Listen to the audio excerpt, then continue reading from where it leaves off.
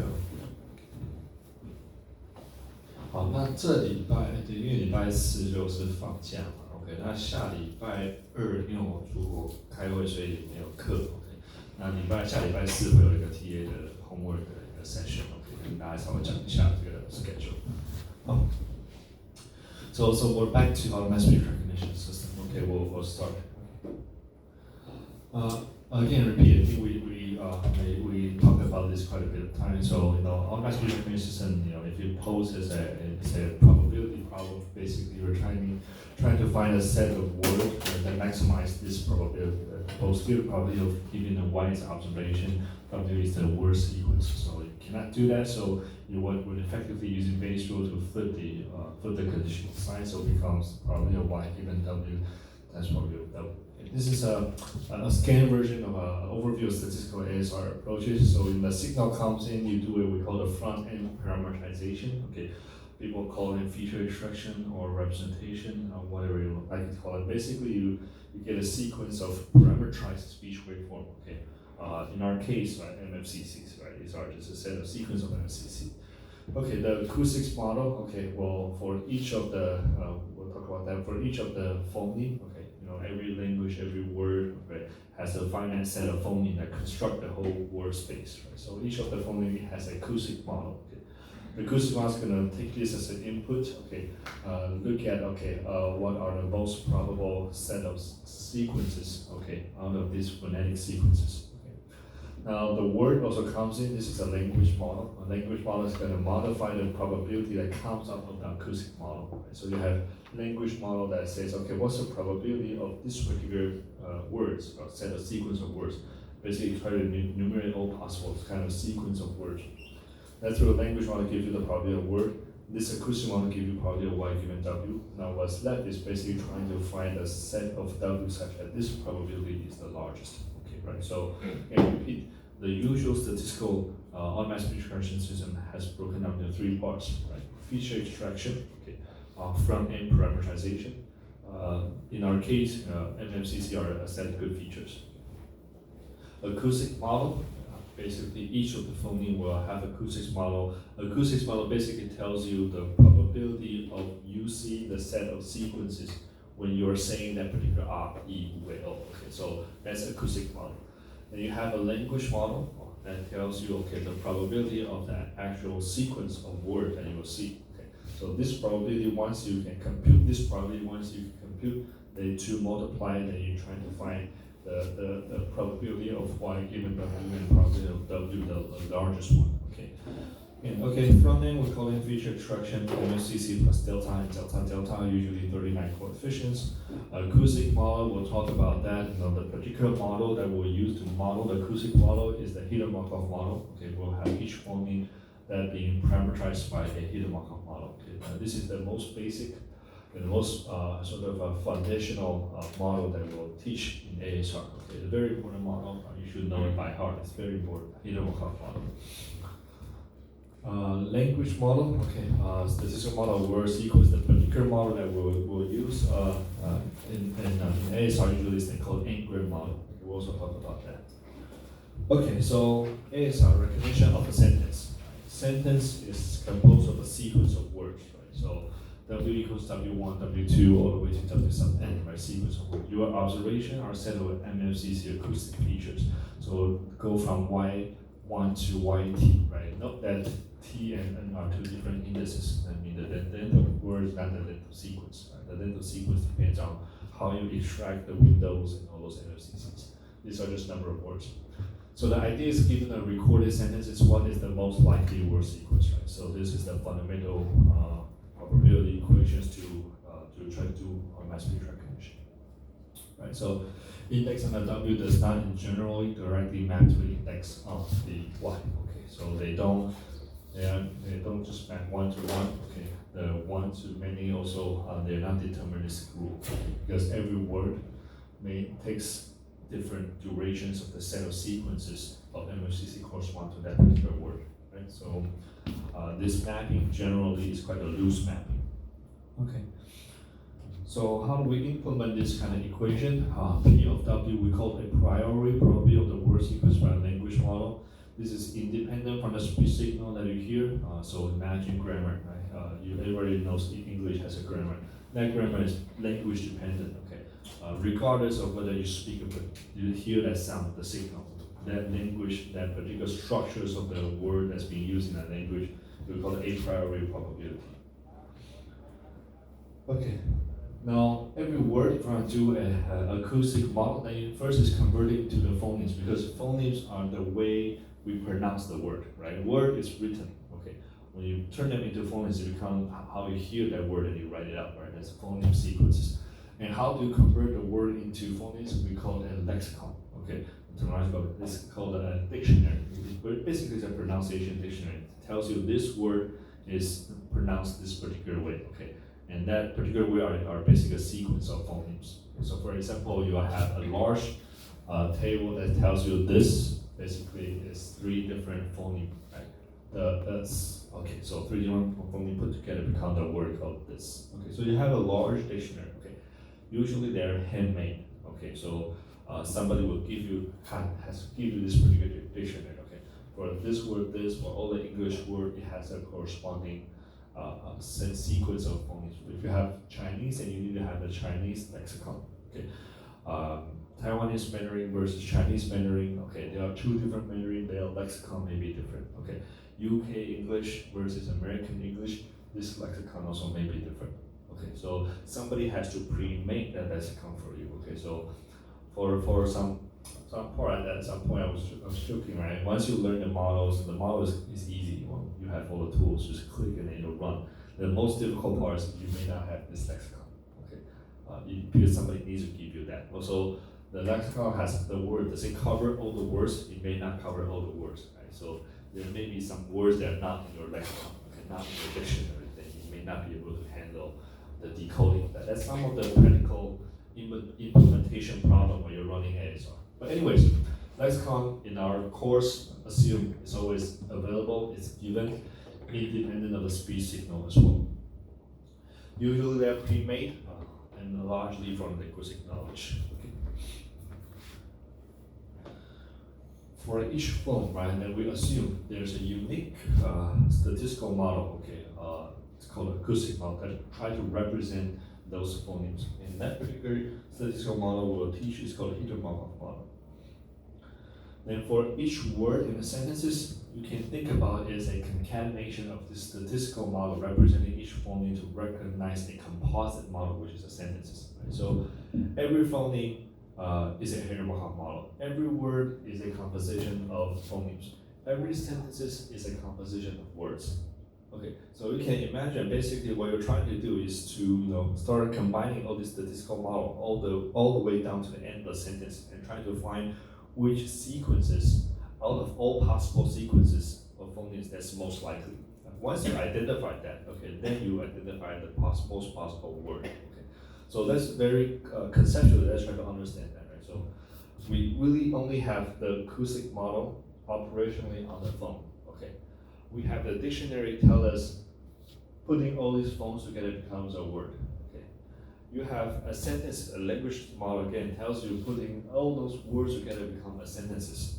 Okay, so you have phoneme to words to sentences. Okay, they're composite. Okay, so the acoustic model we're talking about is a model that happens at the acoustic phoneme level. Okay, now you can learn that, and eventually when you're trying to find the most possible sequence of phoneme sequence, basically, intuitively what you should be doing is enumerating all possible sequences, right? You have 43 models. Every time you look at, this path, you have,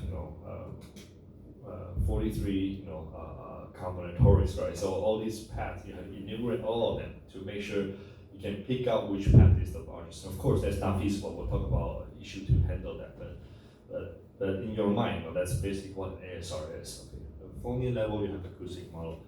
You have a dictionary that puts you into words. You have the sequence of word put you into sentences, and that sequence of word also being modulated by the language model. Okay, and all these things operationally together trying to implement the equation as argmax. Right, so we can compute the required probability of word given W is a probability sequence or feature like a given word or given sentences. Then then basically trying to find argmax. Okay, in principle, to recognize a synthesis, we calculate probability for all candidate word sequences and find the most probable word sequence as the recognized sequences. Again, this is the basic implementation of that of this equation. You just need to be able to compute all these probabilities, and then you need to enumerate all possible sequences. Once you solve these two issues, you'll be able to implement this equation and find the word sequence and maximize that. Okay. Now, of course, the details that follows there will be difficult to do that completely, so we'll have different ways to actually do it. Okay, let's start simple. Okay, let's start simple. I'll do something more like in machine learning kind of thing. Before jumping in, right? So let's get back to a very simple machine learning recognition problem. Okay, if you have OT, a single feature, okay, say LPCC and MFCC vector at a time frame t, okay. To find the sound that most likely result in OT, right?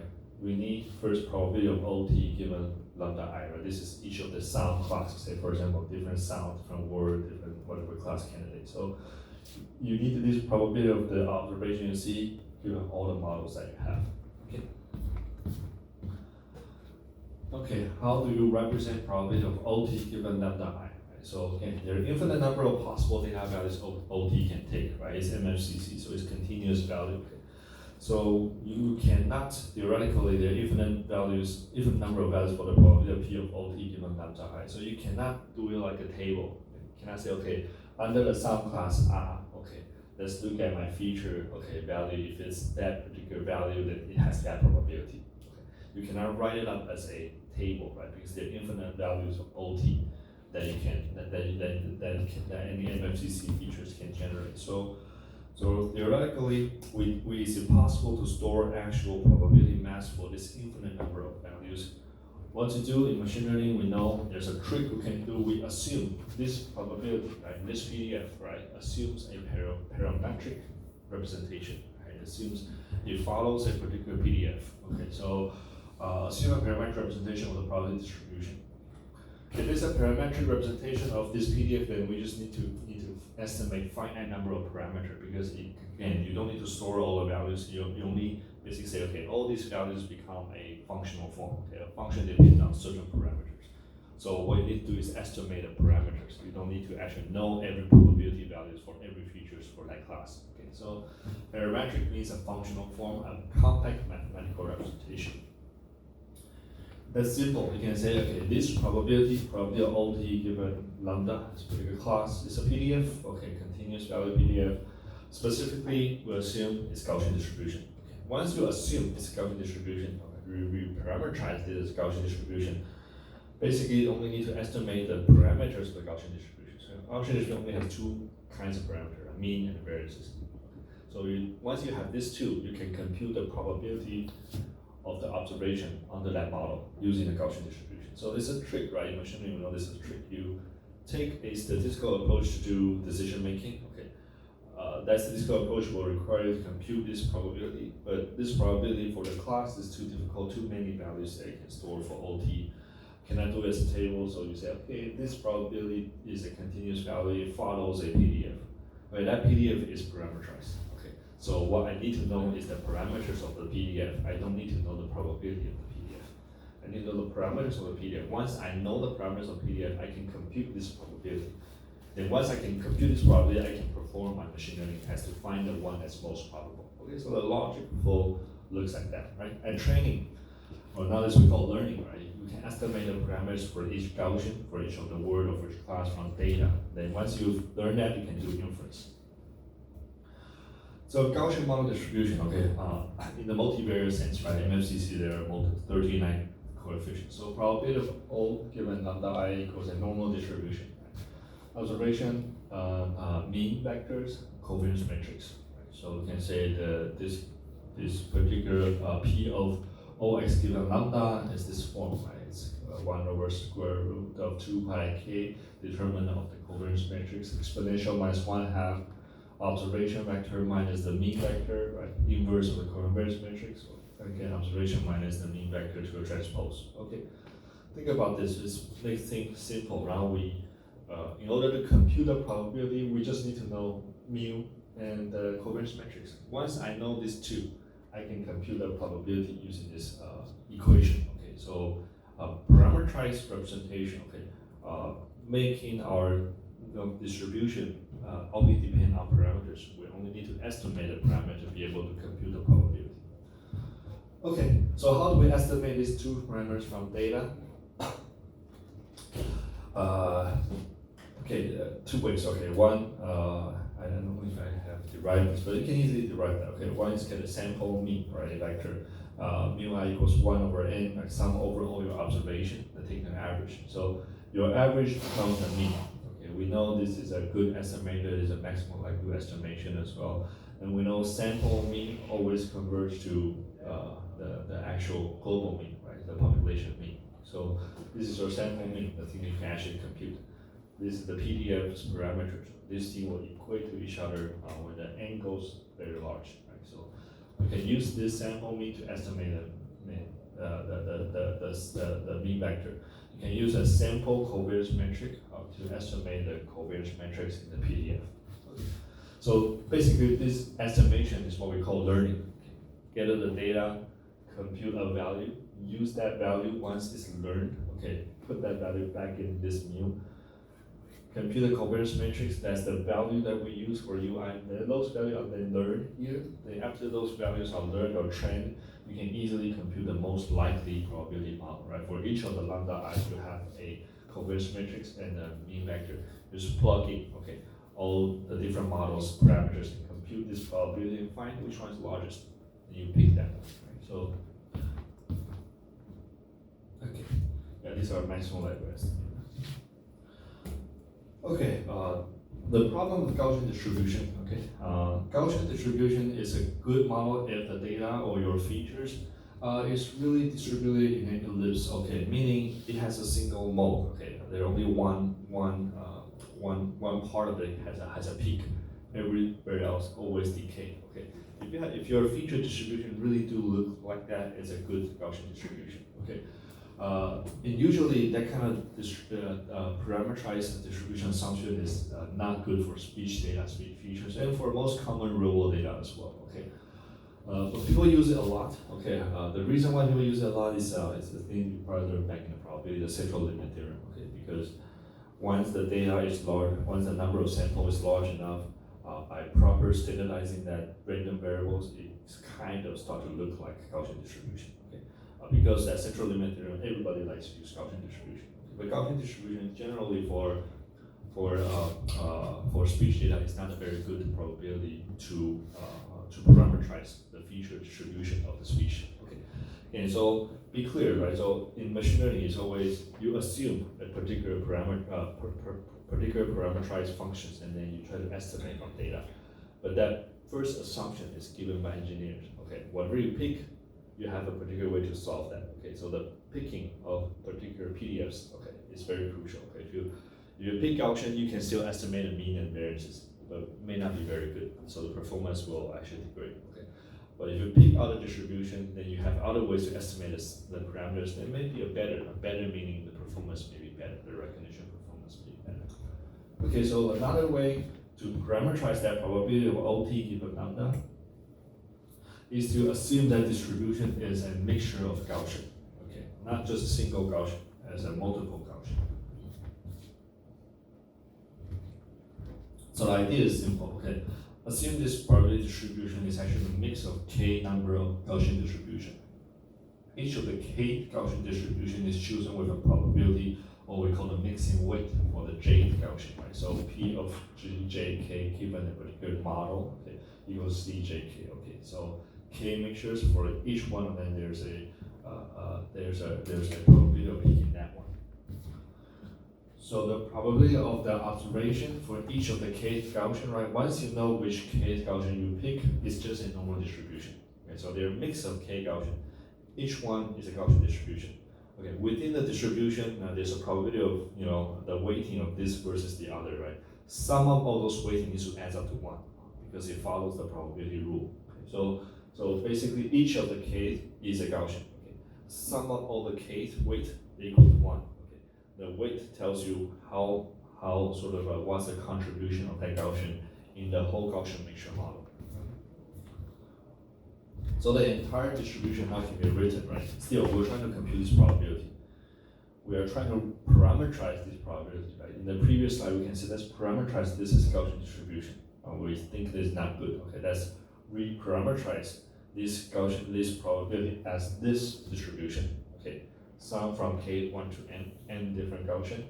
Probability all given, one particular Gaussian. This is normal distribution. Probability of gj given lambda j. Okay, under that particular model. Okay, for k mixtures, what's the weight of that j Gaussian? Okay, so that's a weighting factor. So that's the Cjk times the normal distribution. This sums up to be the probability of all given lambda j. So what happens here is the parameters still for each of the Gaussian it has a mean and a variance. So if you have 5 Gaussians, then you have 10 sets of parameters, and also weighting parameters. Okay, so there are more parameters. Okay, to estimate, okay, but it is a better model for P of O given lambda j. So let's do that.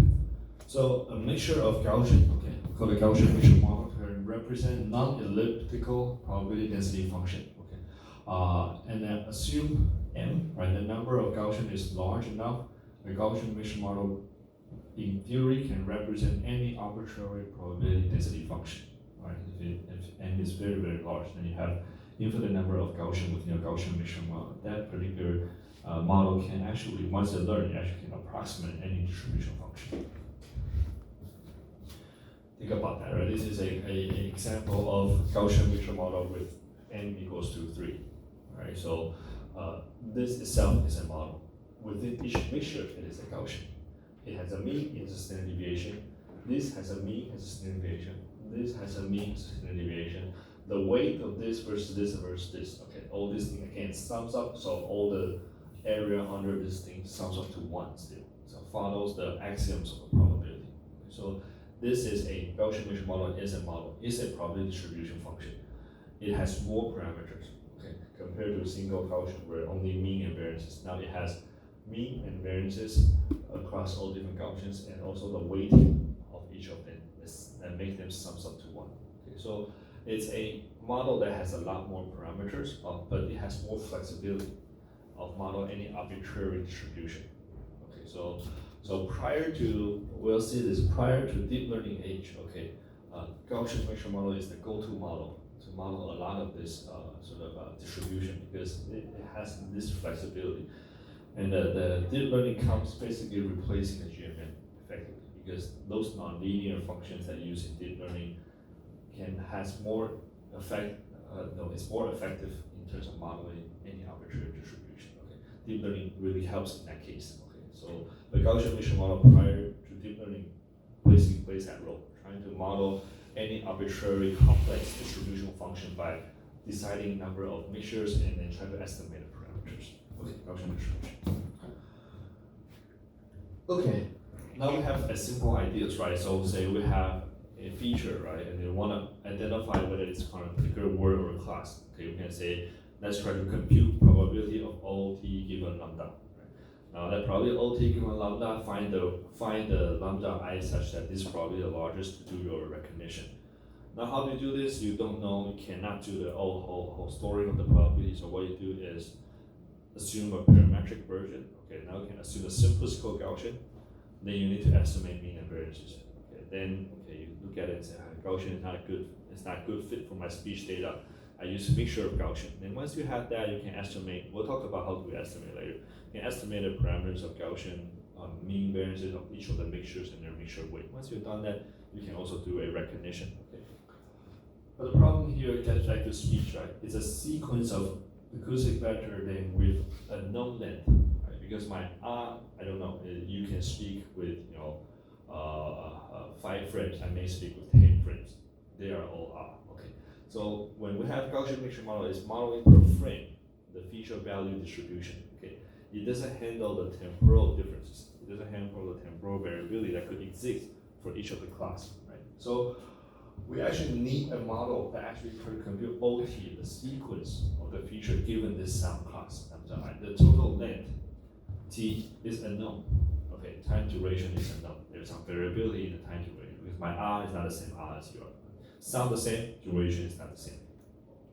We need a time series model. Okay. Gaussian mixture model is a static model. Okay. You look at a frame, look at the feature distribution, so I can compute the probability of OT given that model. Okay. But it doesn't take into account of what happens, okay, across time, across frame. Okay. So it does not have any information about time. Okay. So Gaussian mixture model is good at representing feature value. It's not good at representing durational differences.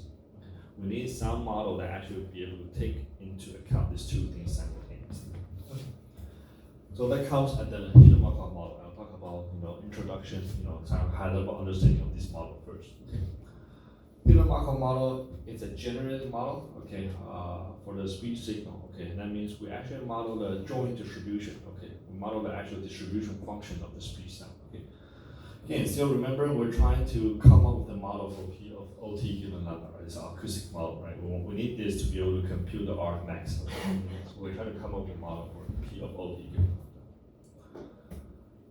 Now, again, we're still in the space of characterizing the speech sound as a sequence. So now we characterize the speech generating process because we are coming up with a generated model for speech.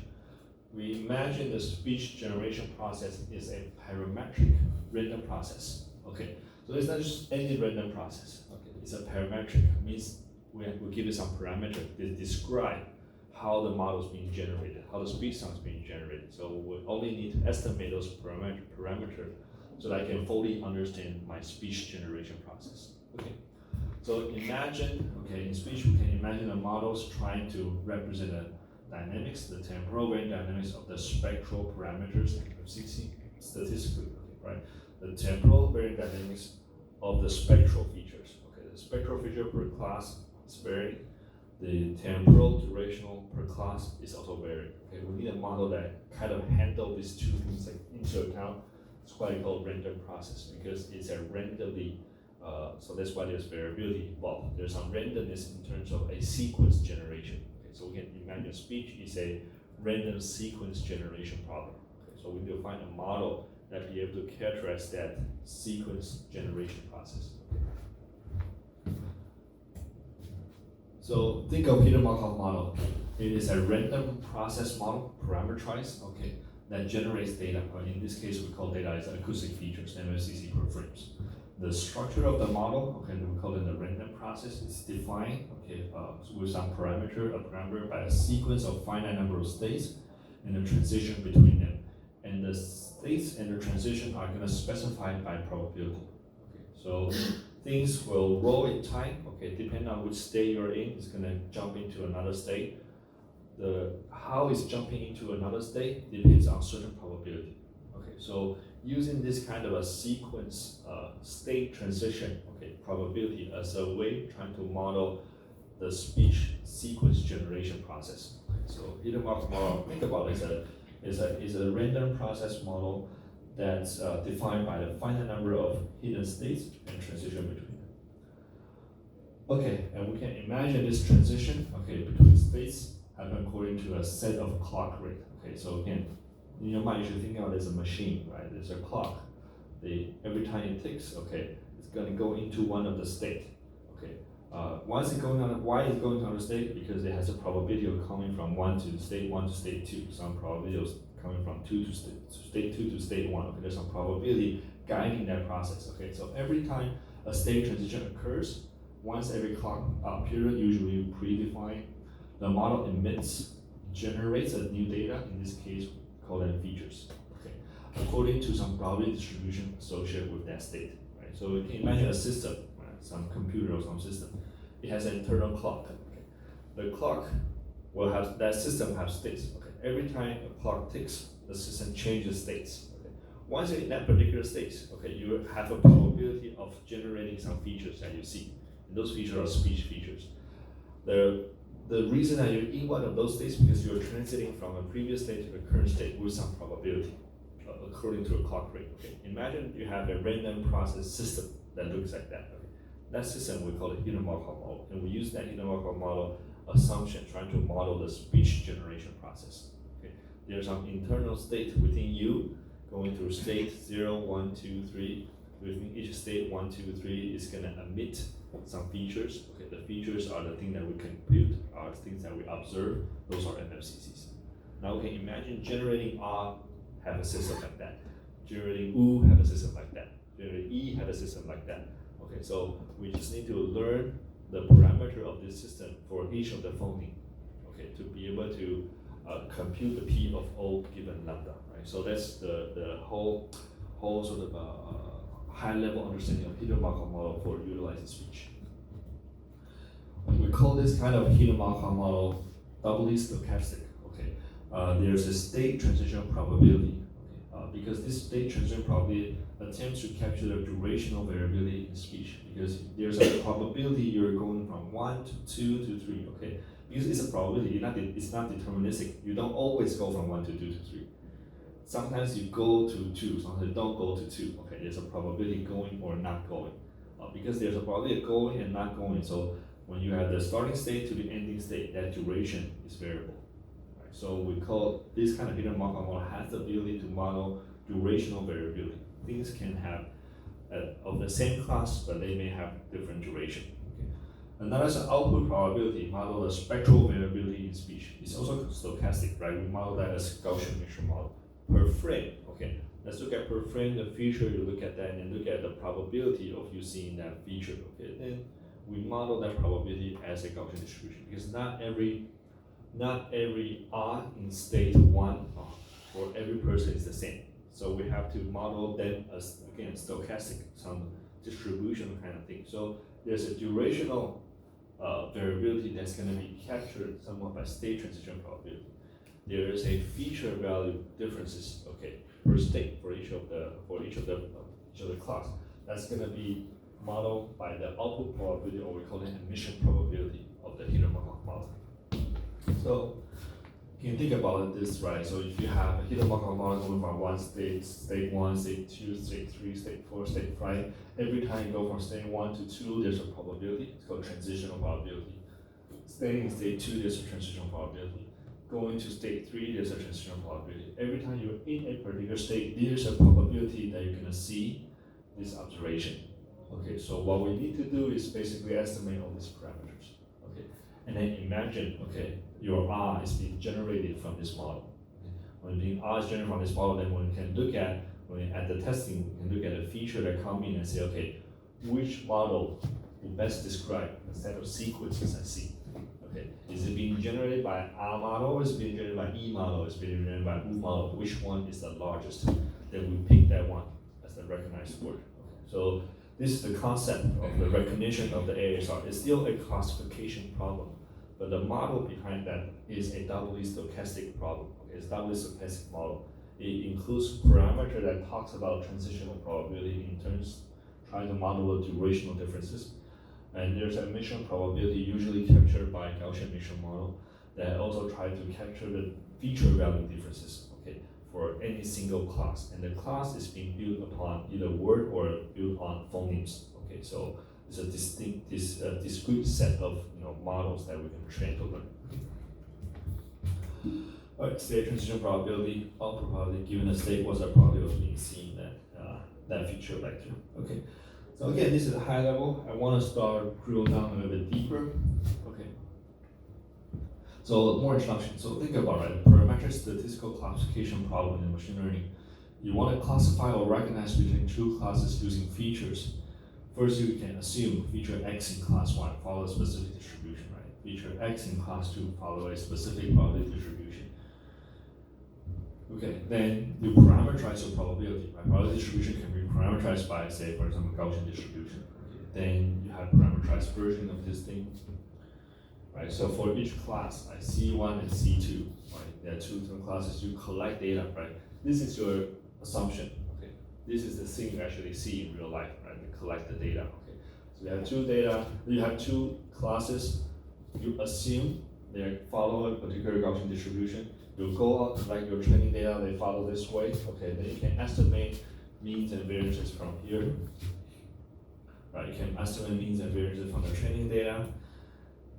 Then once you estimate mean and variances, assume that now you have two models, right? Lambda 1, lambda 2, each one of them has its own mean and variances. Each one has its own mean and variances for class C1 and C2. this particular model, we call it Gaussian model. How to do a recognition? You basically compute the probability of O1 given lambda 1, probability of O2 given lambda 2.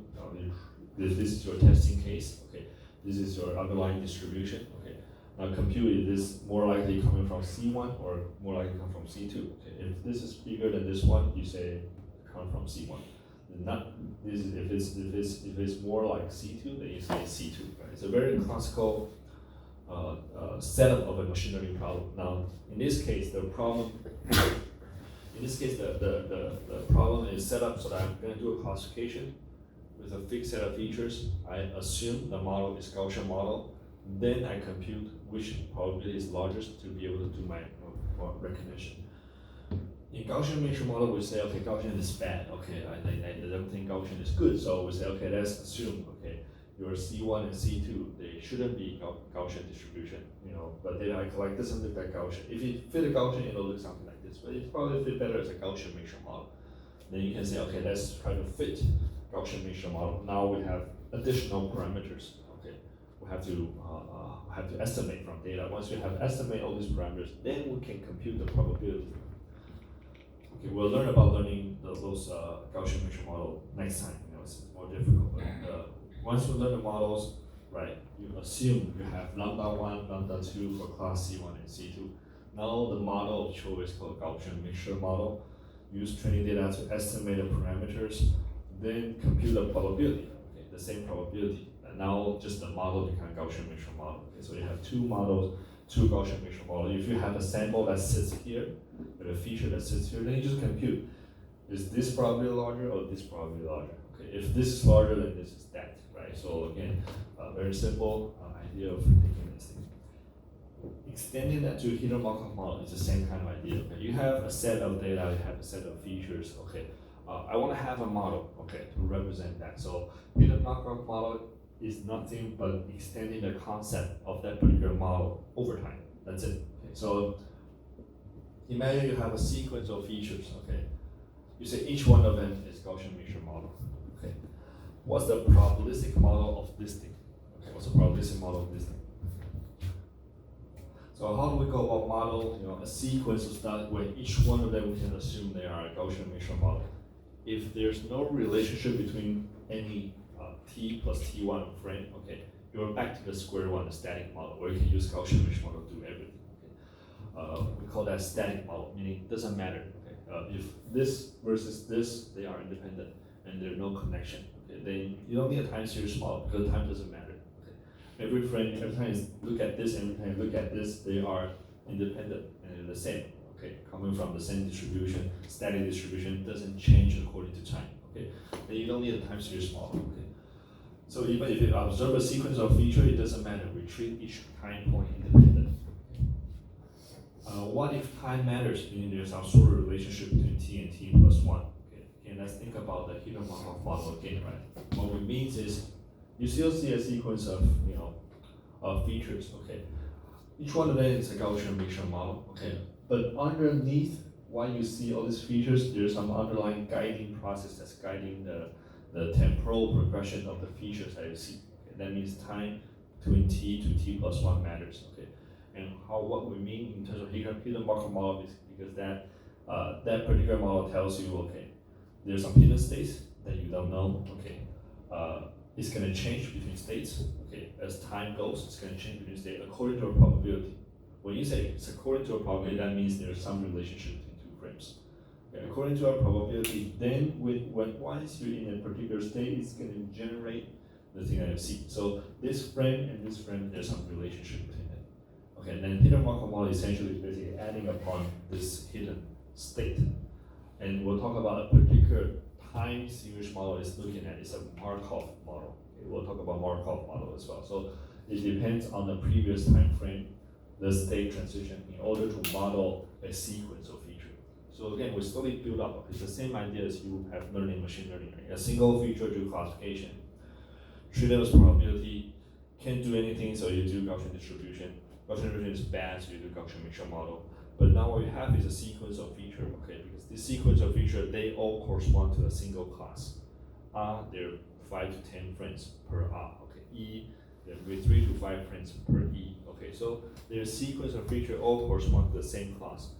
If temporal doesn't matter, you can just use Gaussian mixture model. But we know it cannot be the sequence of feature, the speech sound, they are temporally correlated. Okay, so we imagine another model called Hitler-Markov model trying to model this kind of temporal differences.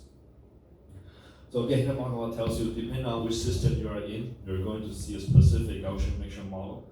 And at every time point, the system state is going to depend. It's going to be dependent on where it was in the previous time frame. So time matters. Okay, when time matters, we call it temporal or time series model. Okay. In terms of recognition, it becomes simple, right? Each of the class is no longer just Gaussian or a Gaussian mixture model. Each of the class is now a Hitler-Markov model. Each of the class is now a Hitler-Markov model. Okay. Each class means now this is maybe a phoneme, right? So you have 40 phonemes, you have 40 different Hitler-Markov models.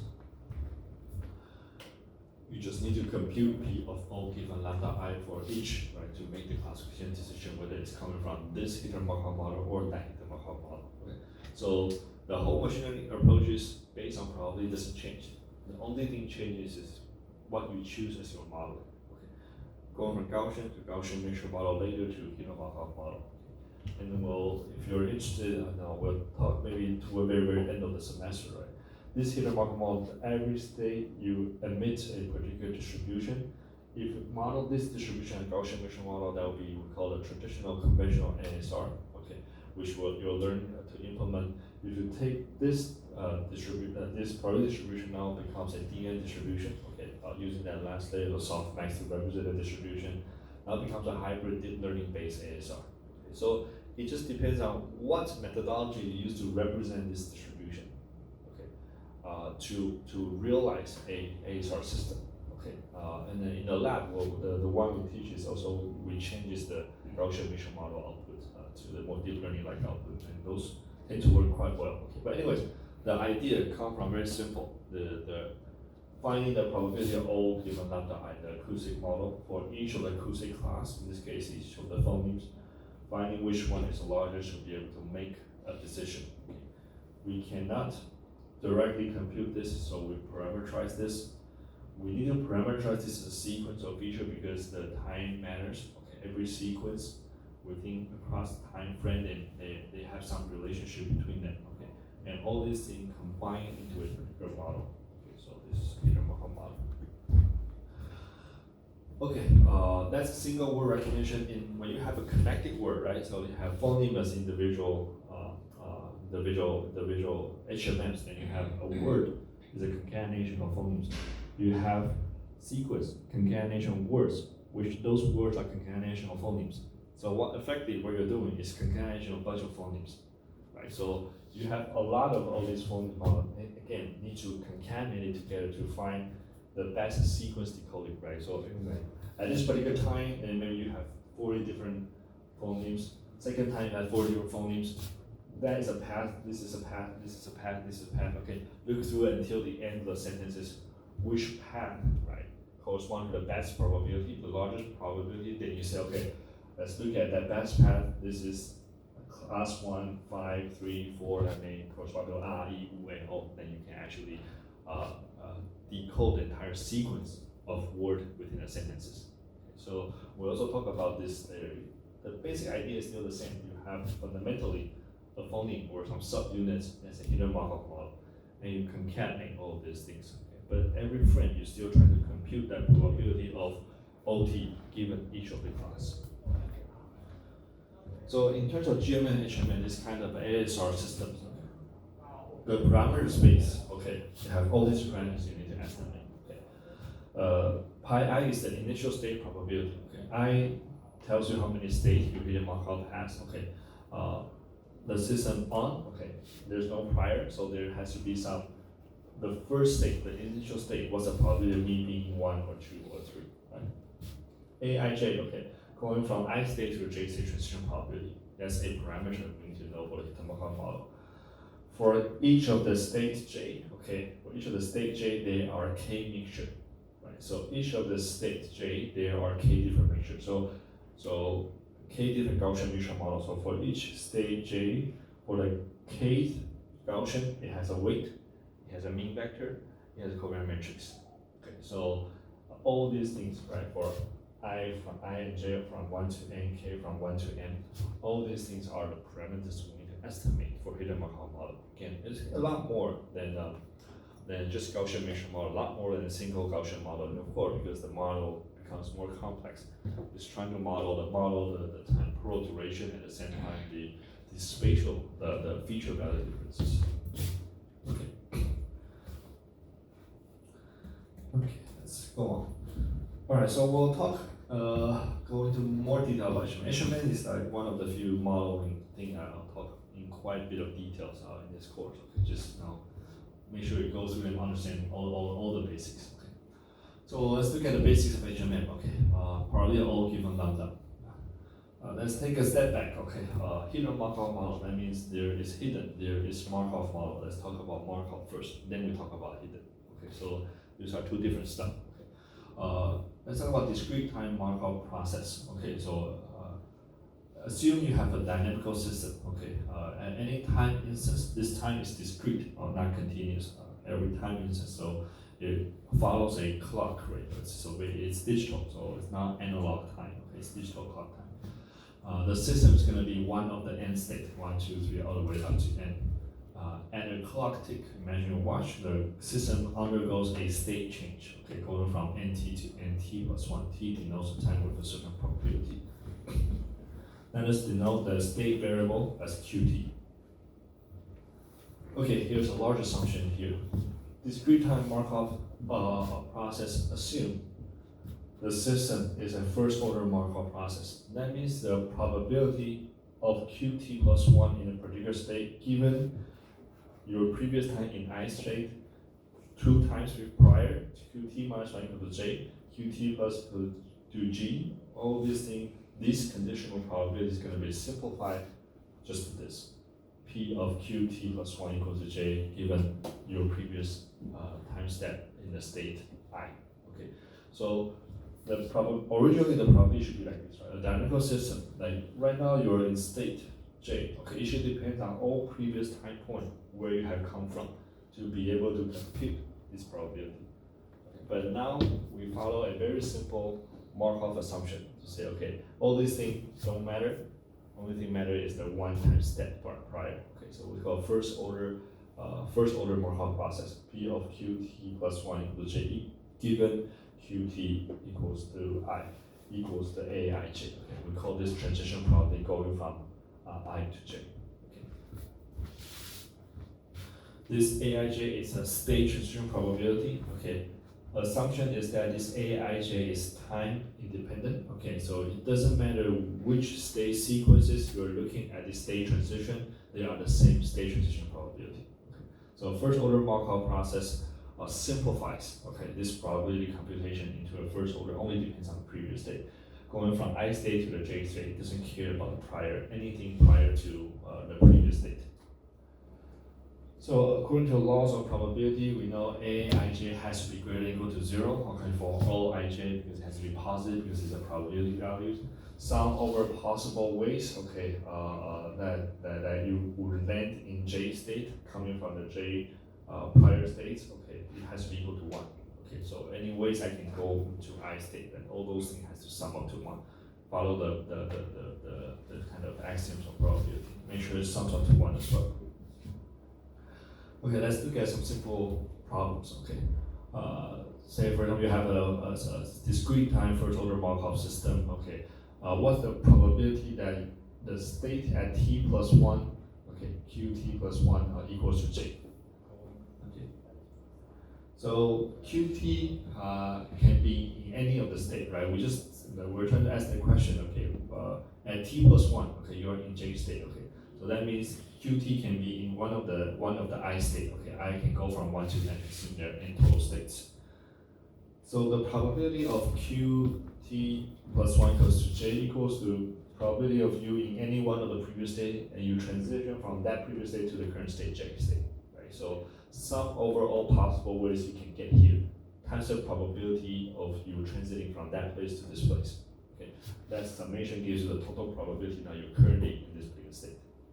Right, so very simple. So the probability that you are in one particular state is this probability. Sum from I from 1 to n, P of qt equals to I, A, I, j. In general, this can be written, right? Pt as P, qt equals 1, qt equals 2, all the way to qt equals to n. We can write it as matrix form, okay? P of probability of t plus 1 equals some pt, which times a. So you are sort of this kind of probability of qt, you're in that particular state. What's the probability multiplied by the transition probability? You can write out this matrix form. It's the same form.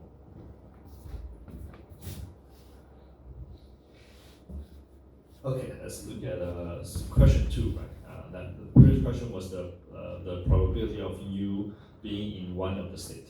Okay, now what's the second question is how do you calculate the state sequence probability? Okay, for example, what's the probability of a sequence? Q1, right, the first time you're in I state. Q2, you're in J state. Okay, Q3, you're in K state. Okay, what's the probability of that? Very simple. Okay, first you need the initial state probability. The system starts, okay, it's in one of the state. There's some word probability. And you need transition probability. Okay, assume at the Q1, okay, equals to I is pi I is some initial state probability. So the probability you see a sequence Q1 equals to I, Q2 equals to J, Q3 equals K equals to initially you're in I state. Okay. Now you're going from I state to J state, so A, I, J. Now you're going to J state to K state, so A, J, K. Okay, so this probability will tell you the probability of this particular sequence under this first order Markov system. Okay, so again, so we know how to compute the probability or in a particular state. Now we also have a way to compute the probability of the particular sequence, okay, with a sequence of states. Okay, so we can write that in general. Okay, in general, probability of you being in state n at time t is the sum over all intermediate states. Okay, starting at t plus 1. Okay, this is the first one. So peak that when you're in so the probability u in state m at time t, right, is basically sum over all possible ways you can eventually reach state n. Right, so all these summations, right? Pi I, all the state as possible in the first state, all possible I go to every j, and sum over all possible j go to every k, all the way to all possible k, eventually L goes to the m state. Okay, so the probability at the particular point in time you're in the state n is sum over all possible cases you eventually reach there. Okay, so again, this is the summation of that. Okay, you can write them as again this kind of matrix notation. Okay, let's do two simple examples and then we'll be done. Okay, for today. Okay, case 1. We call this state observable. Okay, so nothing hidden. You know the state. Okay, you have a Markov model, observable Markov model. Okay. You assume you can observe the state, and there is an observable direct relationship between the state and the corresponding output. Say, for example, state 1 equals raining. Okay, deterministic. There is nothing probability. So in state 1 equals raining. That's it. Okay, there's no with some probability. This is that. No. Okay. So let's try a concrete example. You have a 3-state Markov model of weather. The transition matrix, somebody gives it to you. Okay, no learning is involved in the transition state. So state 1 we call raining. Okay, state 2 called cloudy. State 3 called sunny. Okay, direct relationship, so nothing is hidden. Okay, there's no probabilistic things happening here. So once you're in state 1, there's a probability you stay in state 1. I mean, when today is raining, there's 40% probability you will keep raining tomorrow. Okay, when you're today it's going to be raining. Okay. Then the probability 0.3 that's going to cloudy tomorrow. Okay, then you can write out all these transition probability into the transition matrix. Okay, so this is a simple weather model. Okay, a first order Markov system, random process system for the weather. Okay. When you have this, you can ask questions, right?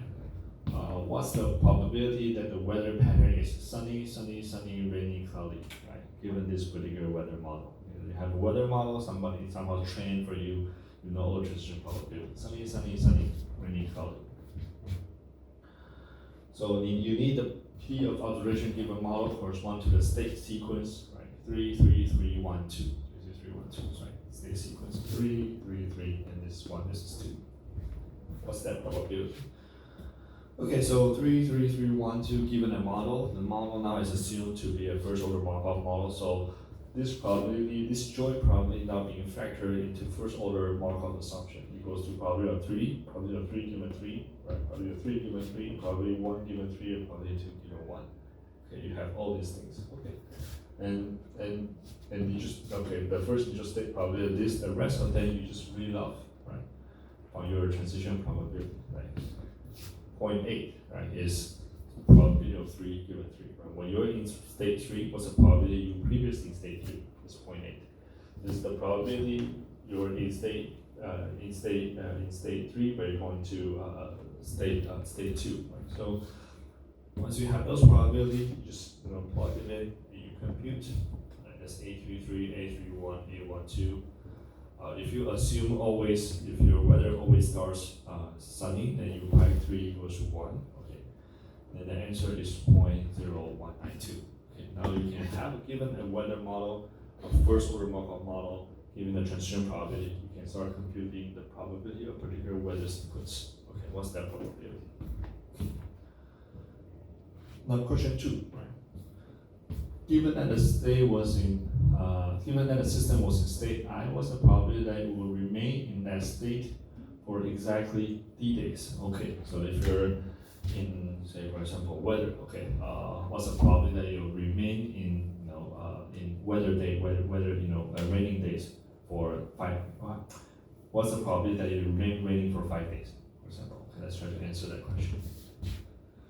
Right, so observational sequence, right, is you observe the system in state I up to the deep point, now become straight as I equal to I, right? So we want to compute the probability of this observational sequence, given this Markov model, right? So we can try to answer the question, what's the probability that you see the weather remains the same weather condition for exactly d days? Okay, so that observational sequence is this.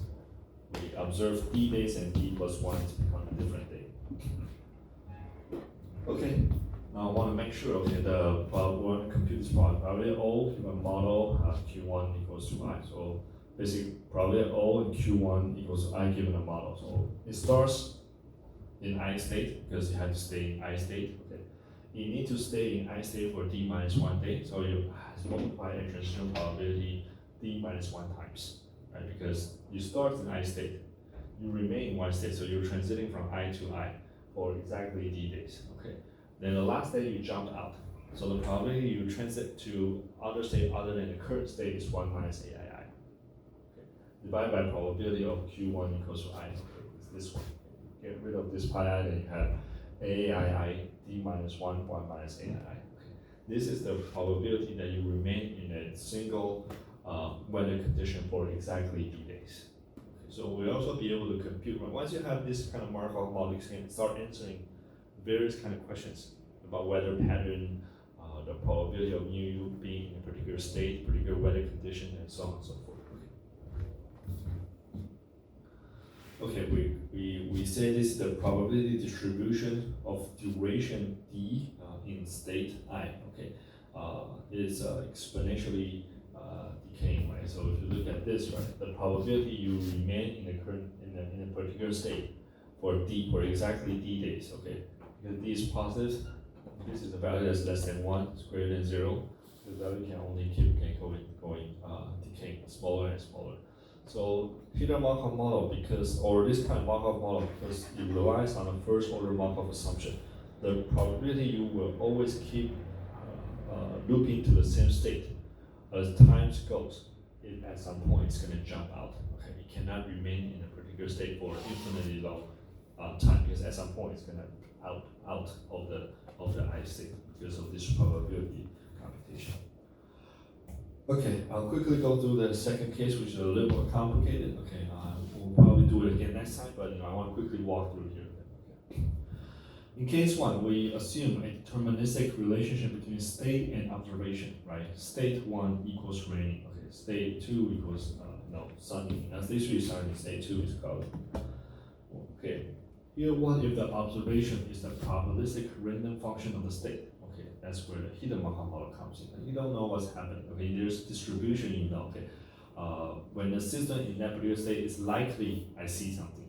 Okay, but it doesn't mean that when your system in one, I always will see raining. Okay, there's some likely if you're in state one, I'll see something with some probability. Okay, we call that when that admission, that output probability is a random function of the state. Okay, that's we call the hidden Markov model. Okay, so you don't actually observe the hidden state. You don't observe the state. You observe through observation, but that observation only probabilistically has some relationship to the state. Okay, so that's why we call it a hidden Markov model. In the previous case, it's called a Markov model, okay, because you have a complete observation. Once you observe raining, you know it's state one. Here you observe something, it's a probability that it's coming from state one. So you need a model style with stochastic output relationship and transition are both probabilistic. Underlying state sequence is not directly observable. It is only observable through another random process. So you need a state transition probability. You also need an output probability. Once you're in a particular state, it's a probabilistic function of that state. Let's set up a very simple example, hopefully give you some intuition. It's a game you can also play at home if you like. Okay, it's a coin tossing example. Okay. You're in a room. Okay, your friend is behind the scene with two different coins, coin one and coin two. He tosses a coin. Each time he can choose between one or two. Okay, coin one or coin two. Alternatively, you don't know when he switches between coin one and two. You don't know which coin he uses to toss. Don't know the type of the coin for each coin, whether it's biased coin or a fair coin. You only know the observed outcome of the coin toss. It's a head or tail. Okay, so your friend behind the scene is switching between two coins, right? And the two coins, the type you don't know. Okay, it could be fair coin, it could be head biased coin or a tail biased coin. You don't know. Okay, you don't know when he switches. You don't know what he uses, okay, but you know when he flips, he'll tell you this is a head or a tail. Okay, you observe that. Okay. Now, you do know one thing, okay, you know the probability of his coin switching is 0.25. So there's 25% of chance every time he'll switch to a different coin, but that's the only thing you know. These two coins are assume two different types. One of the type is fair coin, and another type is unfair coin. The unfair coin could be two kinds of unfair, whether it's biased toward a head or biased toward a tail. Okay, so probability of head is either 75% or probability of tail is 35%. Okay. Conversely, if in this case the probability of head is 25%, in this case the probability of tail is 25%. You know another condition, your friend always tosses with the unfair coin. Okay, always starts the initial state. It's always with the unfair coin. Okay. Question, okay. If the following results are given, somebody, your friend tells you this is head tail, okay, that's it, okay. Can we tell which type of unfair coin was used? Is it a head biased coin or a tail biased coin? Okay, so again, think about the whole scenario. Your friend behind the scene, there are two coins on top. You know one of them is fair, one of them is unfair, okay. You don't know whether that unfair is a head bias or tail bias. You don't know when he switches. But you know there's a probability that he'll switch. Okay, there's 25% of time when he switch, when he tosses, he'll switch the coin. Okay, he always starts with the unfair coin. Okay, now he tells you the results are head and tail. Now let you guess. Okay, is it the unfair coin? Is it a head bias coin or a tail bias coin? This setup is a hidden Markov model setup. Okay, we can write up this problem into hidden Markov model and try to compute probability, and we can answer these particular questions. Right, just think about the whole description into a model. Okay, you have two coins, that means it's switching between the two every time clicks is switch between the coin. Okay, so there are two states. Okay, so n equals to 2. This hidden Markov model has two states. The state transition probability tells you already there's 25% of chance it'll switch. So A11 stay in the same coin 75% of time. 25% of time it'll switch to the second coin. 75% of the time, if it starts the second coin, it'll stay in the second coin. 25% chance it switches. Okay, so transition probability, okay. So probably 75 stay in the same state, probably 25 switching coin. Okay, initial probability, okay, assume, okay, fair coin at state 1 and fair coin at state 2. If we know it always starts with the unfair coin, so it is this initial state probability we know now, 0 and 1. Okay, it always starts with this with the unfair coin. Output probability distribution. What we observe is go ahead and tell the state information. So we have two kinds of output probability, right? If you're in state 1, okay, state 1 corresponds to a fair coin. If you're in state 1, okay, then you have a fair 50-50% chance. If you're in state 2, which is unfair coin, you have two different options. One option is he could be using a head bias coin, or another option is he could be using a tail bias coin. So there are two kinds of settings or two models. Okay. So first model, right? Model 1, head bias coin. Okay. So BJ, OK, right? Probability you're observing an output OK from state J. So let's write that state J means either the first coin, fair coin, or fair coin. OK is a probability of me seeing a particular outcome, head or tail, given that you're in a fair or unfair. If you're in a head bias unfair setting, then you have, if you're in a head bias unfair setting, right? Seeing a head as output when you are using a bias coin to toss, that probably is 75%. Right? So that means the other side is 25%. Okay.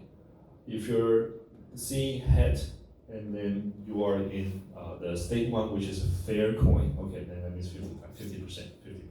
Okay, now you have an output distribution also written out. Okay, so one of the model for head bias coin between the two states is having this model, right? Model 1, head bias coin. Right? Observing H or T from state 1, which is fair coin, observing H or T from state 2, unfair coin. Another model is what if he's using tail bias coin, right? So then this B1H, B1T is the same, but B2H now becomes 25% and 75%. Okay, now it becomes swapped. Okay, you have two different output probability now. Okay, now we come back and we can try to answer the question. Actually, question trying to ask you, right, which kind of unbiased, sort of bias coin is being used? Is it head bias or tail bias?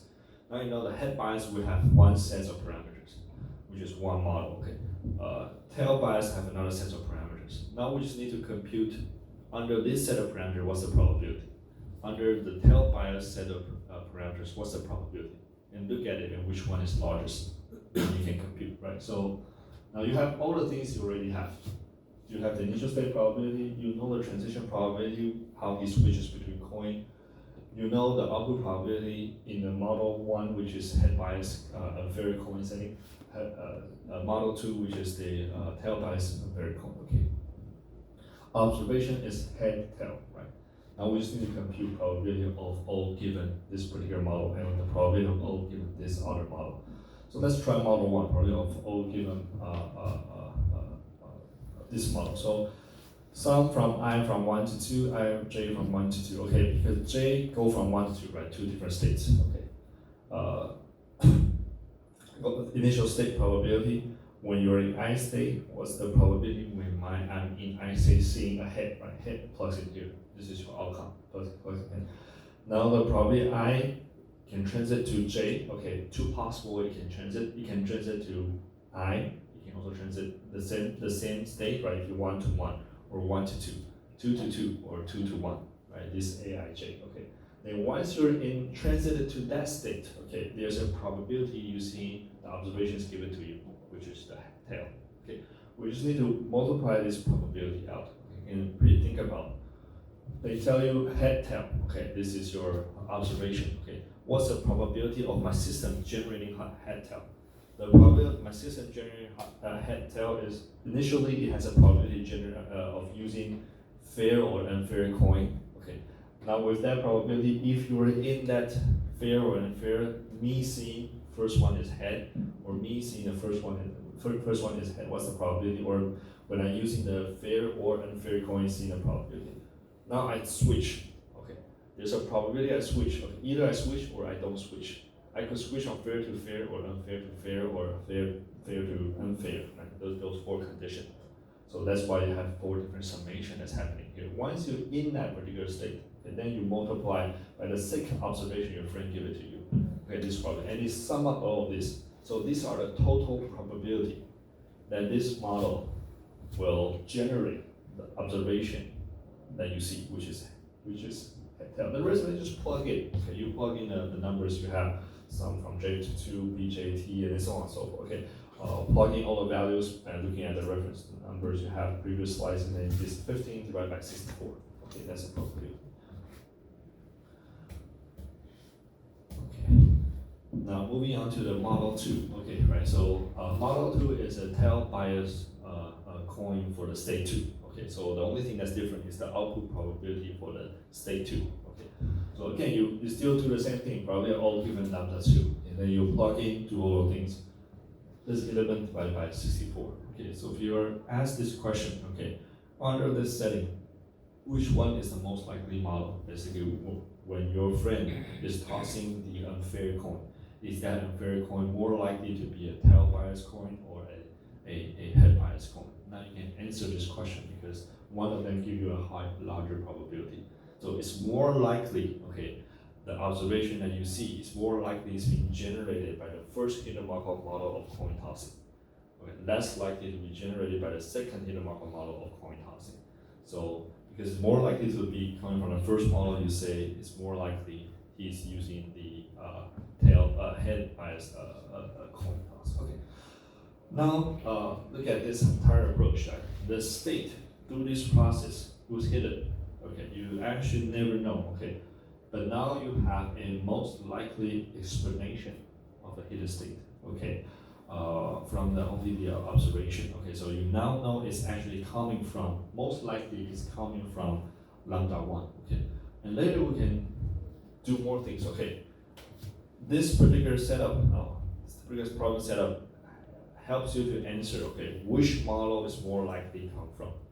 Okay, now we can, later we'll teach you guys then, okay, you can also further ask the next question, okay, what's the most likely sequence of coin he used?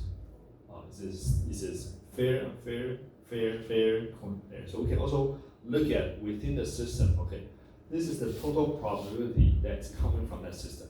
Okay, when you pick one and say, okay, this is most likely it's coming from head bias coin setup. Okay, you can then later on what teach then you can also look into the HMM and trying to decode and answer. Okay, not just which one is more likely to come from, which sequence of tossing that your friend most likely have used to generate the outcome that you see under this particular model. Okay, we can also answer that question as well. Okay, that'll be something more to later. Okay, and decoding that's basically generating the most likely sequence. Right? So in terms of ASR, we're generating most likely sequence of phoneme sequences to be able to construct into word and so on and so forth. Okay, so okay, keep this in mind. We'll come back again. This is an exercise of Hidden-Markov model. We haven't touched upon the learning of the Hidden-Markov model. Okay, learning of Hidden-Markov is a little bit more complex than using Hidden-Markov model. Okay, but this is just using in one particular manual, and then all these things will combine, and we'll talk about how we actually use it in speech recognition system. Okay, so